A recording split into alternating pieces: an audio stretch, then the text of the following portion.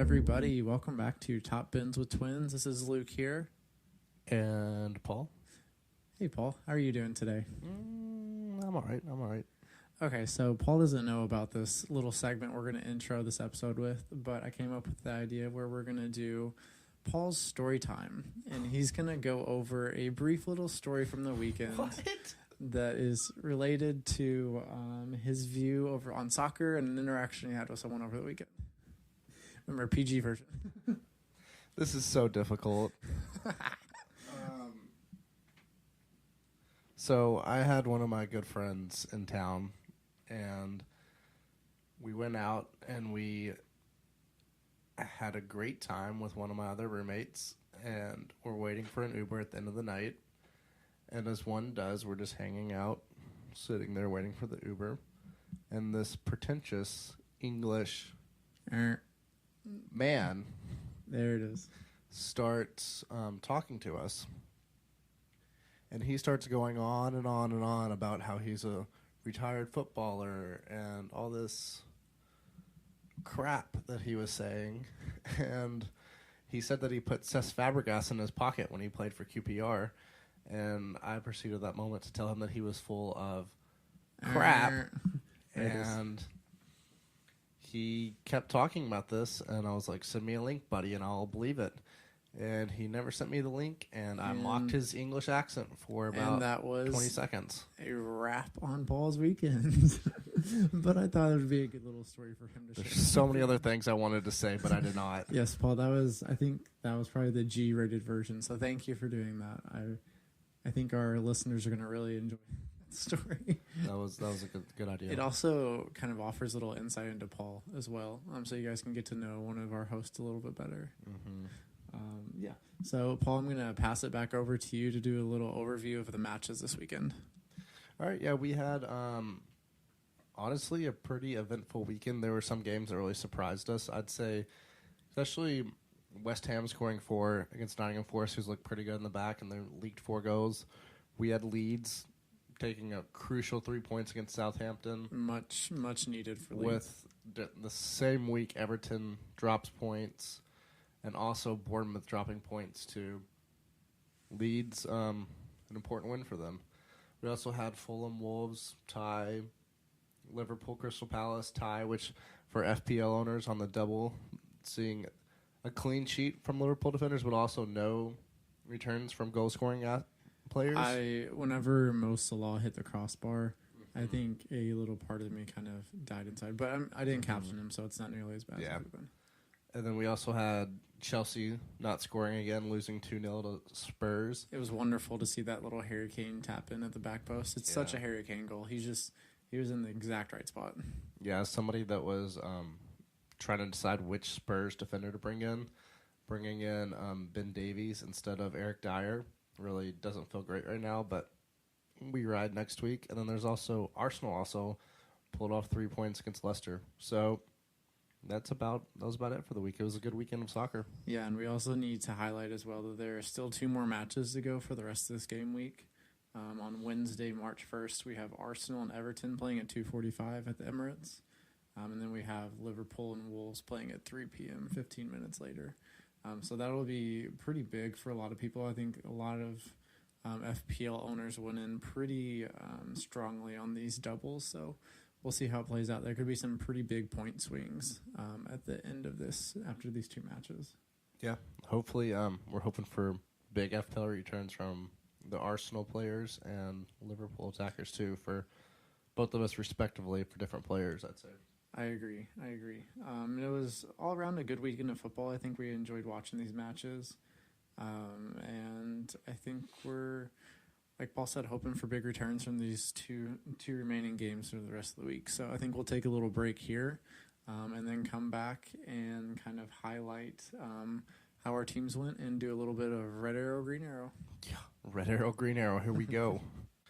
All right, welcome back to one of our new favorite segments, Red Arrow, Green Arrow. And if you all remember last week, Luke had to do a little punishment because he had a red arrow. And I think McDonald's sales went up pretty significantly. Yeah, I think their stock price went up. So they asked me to consult for a bit, but I can't commit to it, So Just a short-term fling. Anyways, so this week, due to the nature of the double game week, we're not going to actually do any punishments live for you. Says the person with the red arrow. Let me get there. So what we're going to do is next week, whenever we record our podcast, if I end up with, say, a red arrow this week and a green arrow next week, then I'll do one punishment. If I end up with 2 red arrows, then I'll do 2 punishments. Or if I end up with 2 green arrows, I won't do any punishments, and same thing goes for Luke. Make sense? Yeah, it does. Mm-hmm. Okay, so in saying that, currently this week I am on a red arrow before the last 2 games of the week, and hopefully that changes for me. How many points are you at? I'm currently sitting at 45 points this week. Okay. Do you want to kind of go over how your team performed up to this point? Yeah, I can do that for you. So this week, I had 2 Liverpool assets in the back, and they both performed pretty well, which Robertson got his traditional yellow card, which he loves to get at the end of games and just screw over his FPL owners. Thank you, sir. And then there's also Zinchenko, who got me 7 points at the back. Saka, who is my captain this week, got 3 points, so he's sitting at 6 for me. Chelsea, of course, did not keep a clean sheet, so Kepa was not much help to me. Darwin not playing, and Nketiah not starting also really hurt me. So It just has not been a great FPL week. But, we'll see what happens in the midweek games. We will see. Yeah, I think there's definitely a good sense for optimism there. I think with the rotation, you'll probably see Nketiah come back in. This might be one of the last nailed-on chances for him to start with Gabriel coming back pretty soon. So it would be nice to see him get that opportunity to start again, even though Martinelli did get a goal. Playing as that kind of striker number 9 role. Nketiah is for sure a depreciating asset right now. It really does feel like that. I agree. But is that kind of it for you to wrap up for your week, Paul? Yeah, that's that. There really wasn't much going on. So this week, as you can tell by the way Paul focused on his red arrow, he didn't bring up mine because I do have a green arrow this week. I'm sitting on 51 points with 2 games left to go. And my main contributors for the week were Ben White and Gabriel with Arsenal, both of them getting a clean sheet, and then Gabriel bringing in the 3 bonus points, which was huge. That's massive. He actually almost ended up scoring in this match again, so that would have been an insane haul if he would have scored a goal. That would have been great for my team. Yeah, that probably would have. He may have been the highest scorer of this week, right? Yeah, he would have. I think so. With a goal. Yeah. And then I had the other 3 on my back line, Ward, Bueno, and Tarkowski, all 3 of them blanking. And then in the midfield, I had Gibbs White, Salah, and Kulusevski, all 3 blanking. But luckily, I captained Salah, so he's up to a whopping 6 points, although he did blank as well. Got the clean sheet bonus. And then up top, I have Haaland and Kane. So that Kane goal really helped out a lot. Kind of added to my overall rank a lot. And a lot of people transferred him out going into this game week so they could get to Darwin. And that was a big differential for me for this week. That really, really helped a lot. And watching the match, I felt like that Kane was going to get his opportunity, but it kept getting later and later into the match, and I was pretty worried at that point. And luckily, he came through. And then the ball just falls right to him at the back post. I'm telling you, it's how much Kane can you goal. ask for there? I mean, it is a Harry Kane goal. He's just in the right spot at the right time. Yeah. He does have that goal scorer knack for just being in the right place. Just as Winston Bishop said, just be there. And Harry Kane lives by that motto. He was just there. That was nice. Thank you. So that's pretty much the rest of my week. I'll be looking forward to seeing how these midweek games go. Hopefully Salah. You mean Darwin? Darwin hat trick? Nope. I am talking about Mo Salah, the Egyptian. Hopefully he can come out, get a nice return, contribute some, make the transfer worthwhile, and kind of, make sure that I'm not missing out too much from making that transfer. And I'd love to see Saka get a goal contribution at least. Mm-hmm. Kind of same here, dude. Boost that captaincy. And kind of make up for some of those points that Haaland got as well. So I do need to highlight going into the week right before the deadline, I was on the edge of almost triple captaining Saka, and I decided not to. So as of now, I'm really, really happy with that decision not to triple captain him. That's a good decision. Yeah. That might honestly be a good chance for us to kind of pivot into one of the topics we wanted to talk about, which is chip usage. Do you have any thoughts on that, Paul? What do you think you're going to do with your chips at the moment? I think just kind of looking at I got Ben Krellen's schedule pulled up for all the doubles, blinks, everything going up to week 34. Right. They're the most likely week probably to use one of your chips most strategically would probably be 29, just because of the amount of doubles and everybody else is playing that week. Right. So I mean that makes it really enticing to use. But even in that week, there's not, I think probably the best double out there is maybe Brighton. It's Brighton, I think, but at the same time, I think. I mean, Nottingham Forest has Wolves. Nottingham and Forest Leeds, has a really good one. which I mean, but that's a big ass to triple captain a player or anything like that. I also really like Villa's run, right? So next week they've got Crystal Palace, West Ham, Bournemouth. They play Chelsea and Leicester. Mm-hmm. Both Chelsea definitely is struggling big time, and Leicester, you just don't know what you're gonna get from week to week. So I think that is an interesting shout to maybe target them and get some players in. They also don't blink in 28, which is really important. Yeah. No, I would agree. I think something I've thought about a little bit is captaining Tony in possibly 27. Triple captaining him, I mean to say. Triple captain. Okay, so you think that's going to be a good matchup for the Everton and Southampton, both away.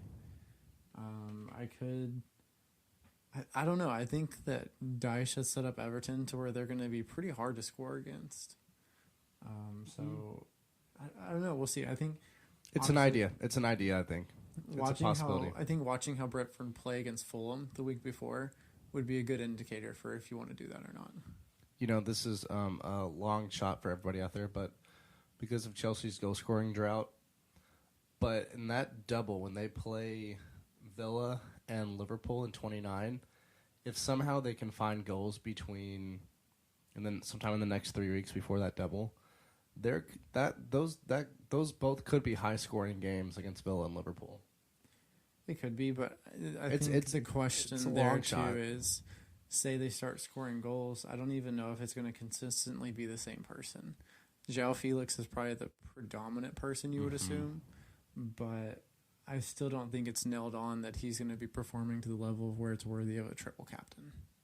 Yeah, I mean, like I said, it's a long shot. I mean, I think one of the main things is, for me, looking at chip usage, in 29, I think that's a great time to probably use your bench boost.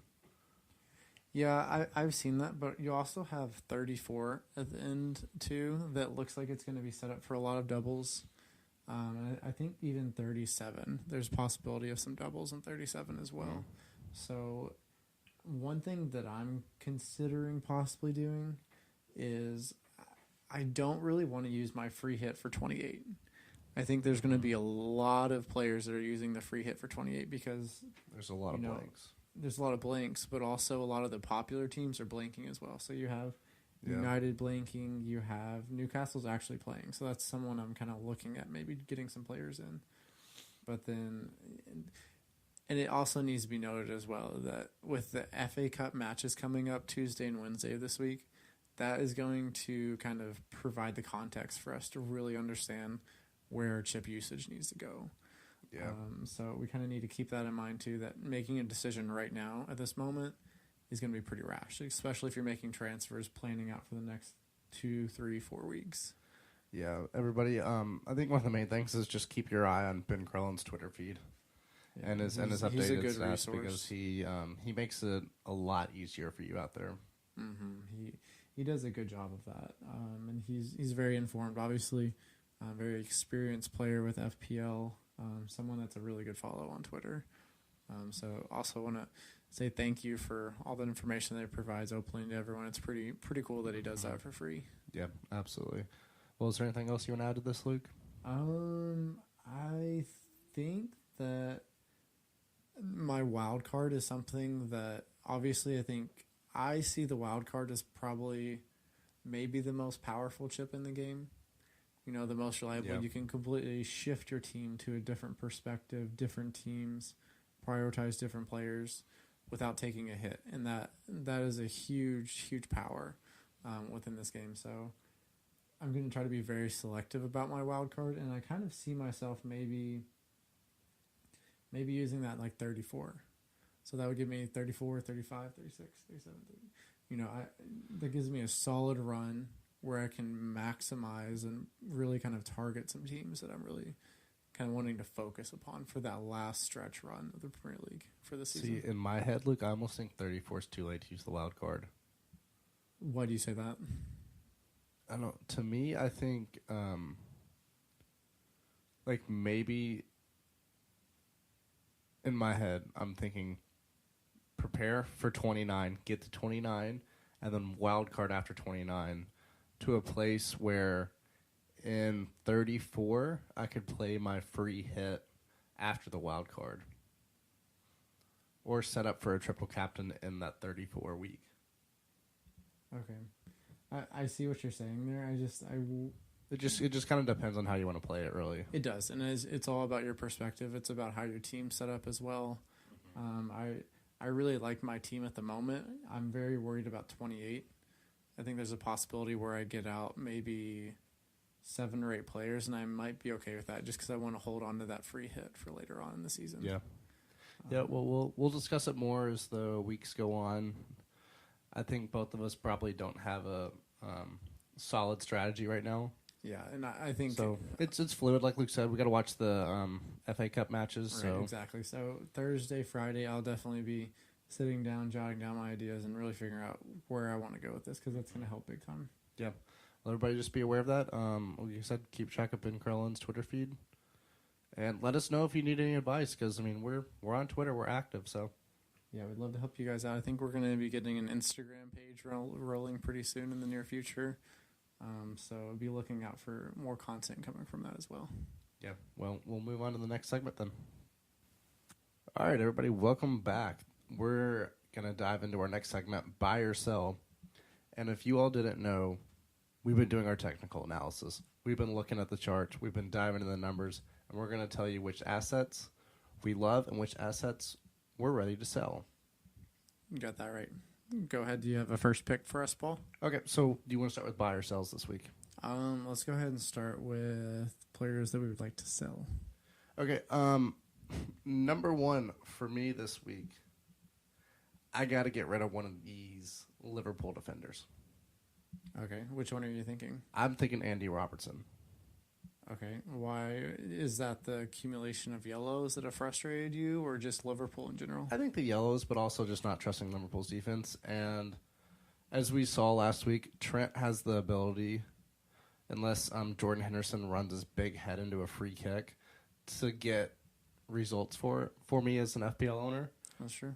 And last week would have been perfect. Like the last against Crystal Palace, if Trent hits that free kick, which looks like it's going on frame from the angle. If that goes in, Liverpool wins, Trent gets bonus points, and my week is completely different. And it's also possible Crystal Palace have to come out more, be more aggressive, and then maybe another goal. So I would have loved that as well, too, honestly. Yeah, I mean, Trent had a pretty decent week with 6 points for me, but he makes that free kick, and we're talking he's probably above 12 points at least as a return. Mm-hmm. Yeah, that's so, a good point. I mean, I'm probably going to keep him. Andy Robertson's out the door. What do you think, Luke? What is your I've got a big one that I think is a big sell. That's probably going to impact a lot of people and might be a little questionable for some people.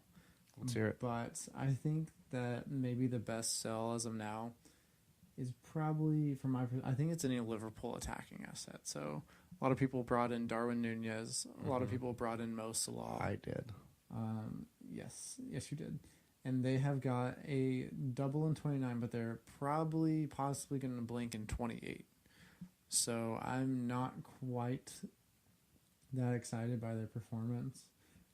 This weekend, they did have an XG of 1.35 cumulatively as a team. So I think that, the goals are possibly there, but the returns that you can get from somewhere else, such as Rashford or maybe some Brighton assets that have multiple doubles coming up in the future, I think it might be good to kind of move on from those Liverpool assets. Yeah, it's just spotty. I mean, they had the game against Bournemouth earlier this year where they scored 9 goals, and then they also go through runs where they don't get returns at all. So I mean, you're rolling the dice right now if you have a Liverpool asset this season. That just is what it is. You are, and I think that it's if some people are committed to it, Liverpool could turn it on and really make a run near the end of the season here, and maybe look like that take is a little outdated and misguided. But I really do think that there are some better assets out there that can kind of be a better allocation for funds.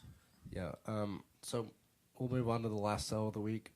And this one, personally, I'm a little disappointed by this player as I've held him, and that's Eddie Nketiah. He's had some good weeks for me, but he's also had some weeks where I'm like, dude, you could have had a 15-point haul, and you just don't have the clinical nature to finish it. Which, yeah, I mean, there's a reason why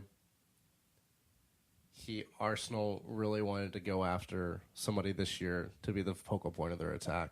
Because I think Eddie could start for a lot of other Premier League teams, but there's just something in the clinical nature of his game that's just lacking at this point.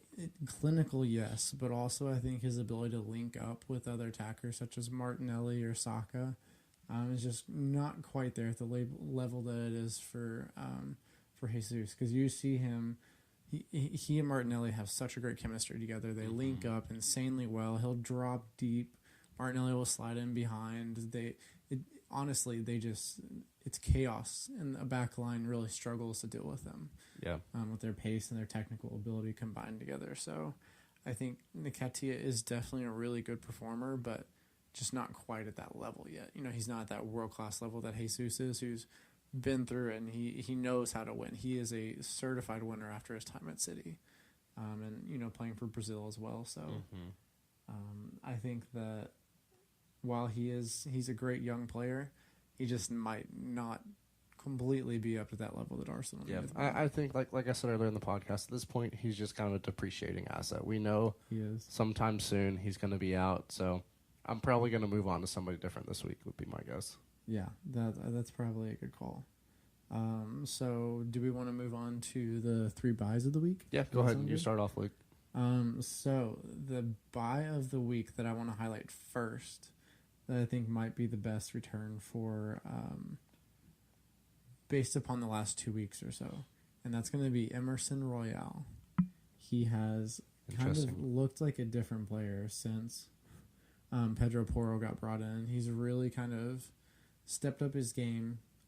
He's playing insanely well. He's got 2 weeks ago in game week 24, he got a whopping 15-pointer against West Ham. And then this week against Chelsea, he had a really solid 7-pointer. And at the start of the half, he had a chance right before Skip scored his goal for him to, take Tottenham ahead 1-0. He basically had a one-on-one with Kepa and just couldn't finish. So he's in the right positions. He's 2.6% owned at this point, and Tottenham have a really, really solid run of about 6 fixtures in a row. The only concern is that they're almost definitely going to blank in 28. So that's something you would have to worry about. But I think he is a great, great asset, even ahead of Eric Dyer, who was one of the top performers this week with 12 points in the week. Yeah, I think the Tottenham wingbacks are. I think they've all kind of gone on runs. I've owned a couple of them throughout the whole season, and they will get you returns because they will play high and they will be all over the place. But with Tottenham, they've gone through a lot of spurts this season. Mm-hmm. So you just got to find the right one. That's very true. Just try to time it right. I mean, which, as we know, it's very hard to do. But so, do you want me to go ahead and do the second buy of the week, or do you have someone in mind for yourself? No, I actually do have somebody in mind. Okay, go ahead. We might end up doing more than 3 this week. That's fine. I think we can break the rules a little bit. We are the rule makers. This is true. So my big buy of the week is Ivan Toney. Okay. And that is because I think we just need to go ahead and start setting up, especially with the layout of my team the way it is right now. I need to start setting up for the double game weeks that Brentford has, and bringing him this week just fits my team a lot. And I actually have a setup where I could bring in Harry Kane also alongside him and have a front three of Tony, Holland, and Kane, which I really like the thought of that a lot because it's just consistent points for me. Yeah, I think that's a good idea. I like that. What about you, Luke? What's your next? So my next one is a bit of a speculative buy.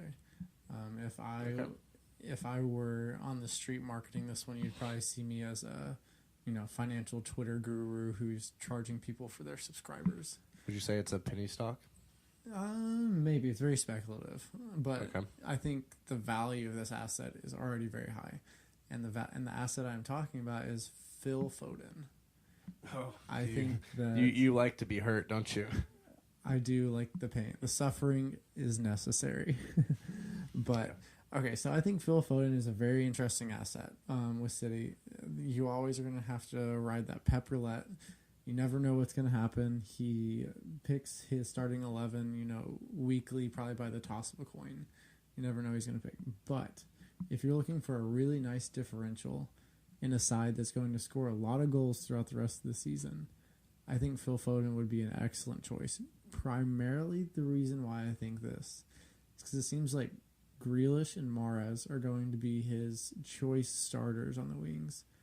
And I think they're going to play all the Champions League matches. This is the way I see this playing out. So you're seeing rotation in the squad, and I see rotation, and I think Pep is going to kind of not disregard the Premier League, but he's openly stated that Champions League is his priority. Which, I mean, they have a tricky second leg fixture coming up. They do. They're playing at the Etihad, so that does help. Or should I say Etihad? But I think, Foden had a goal and assist this week with an XG of 0.5, expected assist of 1.09. He is in those really good positions. And I really think that he and Holland can develop their relationship to the point of where, they're benefiting each other more so than they were in the past, where there were scenarios where Foden wasn't squaring the ball to Holland whenever he was wide open in front of the net. Like, those are the issues that I believe they'll figure out and really kind of help positively impact each other.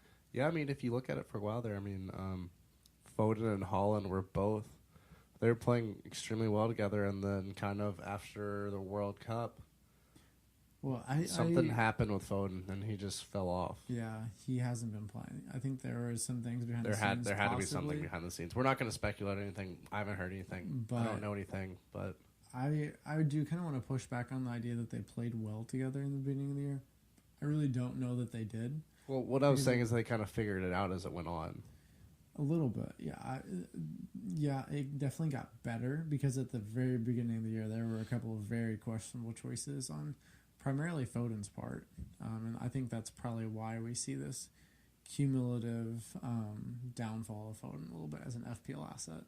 And I think if you can get back in early on, it could be a great differential for you to use for FPL. Yeah, that's not a bad shout. Mm-hmm. Well, I think, do you want to do another buy, Luke? I think that's about all I have. But I think, this is going to be a very obvious choice.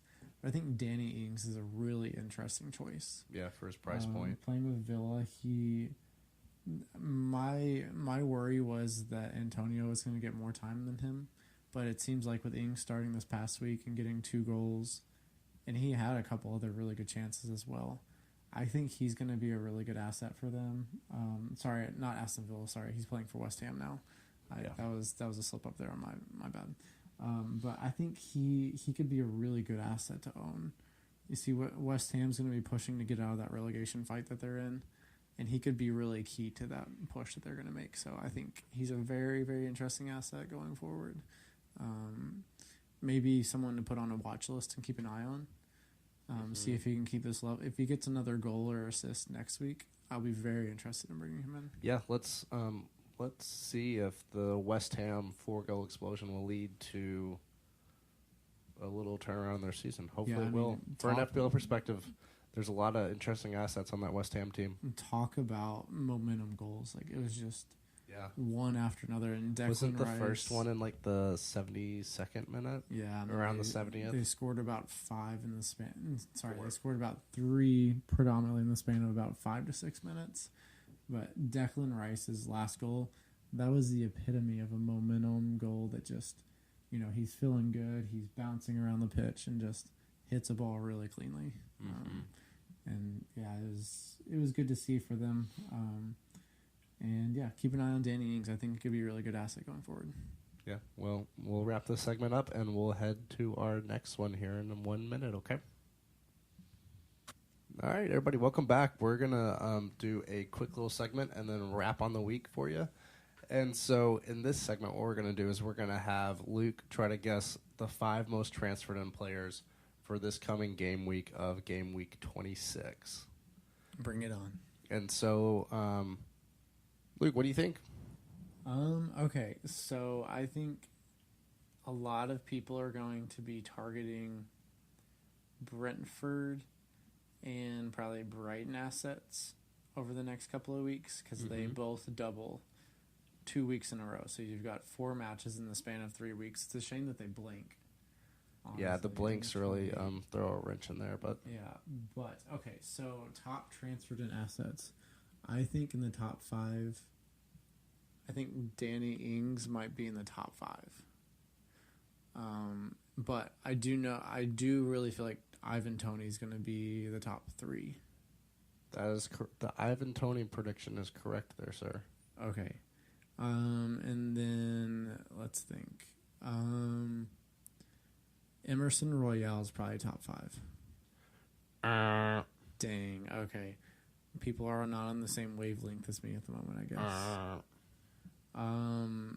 Maybe. Oh, Harry Kane might be. Damn. Okay, I'm really struggling with this right now. Your initial assessment was correct. I'm just telling you. Matoma with Brighton. That's warmer, but wrong. Oh, okay. Are you saying go back to Danny Ings? No, I'm not. Okay, so another Brighton asset. Yes, maybe. Is it going to be McAllister? Nope. Okay, Solly Marsh. No. You're Estupinan. There you Estupinan. go. Okay. There you go. So is he ranked second, first? What is he? He is 4th, and you got Tony, who is 1st. Tony was first. So you okay. need 2nd, 3rd, and 5th. Let's think. Which of the 2 teams you originally mentioned, one of the 3 players you're missing is from one of those teams. And that's all I'm saying. One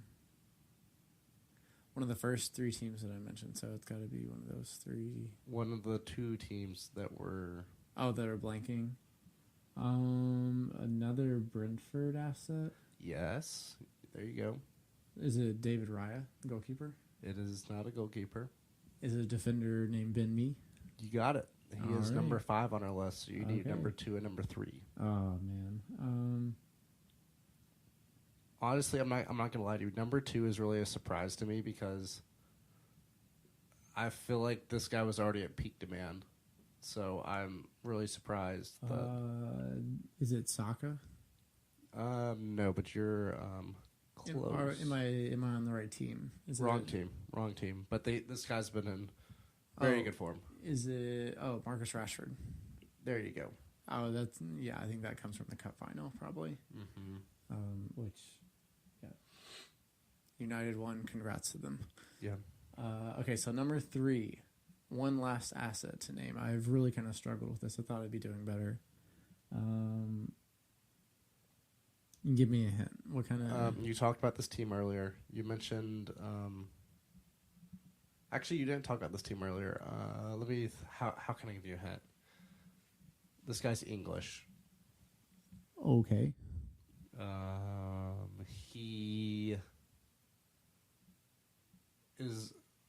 He's had pretty good form lately. Some people took a shout on him last week and this week, and it worked out pretty well for them. Is it Ollie Watkins? It is. Ha ha ha! Look at you go, smart cat. I should have thought about that because he is a good ass. I mean, 5 goals in 5.